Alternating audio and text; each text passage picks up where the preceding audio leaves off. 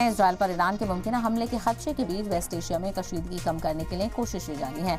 अमेरिकी सदर Joe Biden और फ्रांस, जर्मनी, इटली और ब्रिटेन के लीडरान ने ईरान से इसराइल पर हमले की धमकी पर पीछे हटने की अपील की है और इन 5 ममालिक के लीडरान ने फोन पर बात करने के बाद एक मुश्तरका बयान जारी किया है। अमेरिकी वजीर खारजा एंटनी ब्लिंकन ने 15 अगस्त को इसराइल और हमास के बीच होने वाली जंगबंदी की बातचीत के बारे में बात करने के लिए अपने तुर्की हमसब से बात की। अमेरिकी वजारत खारजा ने कहा है कि ब्लिंकन ने दोहा या काहिरा में होने वाले समिट में हमास के हिस्सा लेने की ज़रूरत पर चर्चा की। हमास ने ऐलान किया है कि वो इसमें शामिल नहीं होगा। उसने सालिसियों से इजराइल को जुलाई की शुरुआत में पेश की गई तजवीज़ को मानने की अपील की है।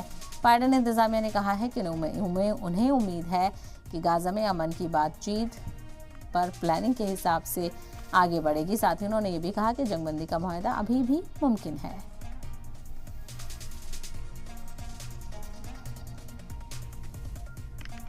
President Biden spoke today with France, Germany, Italy, and the United Kingdom to discuss the situation in the Middle East and ongoing efforts to de-escalate tensions and reach a ceasefire and hostage deal in Gaza.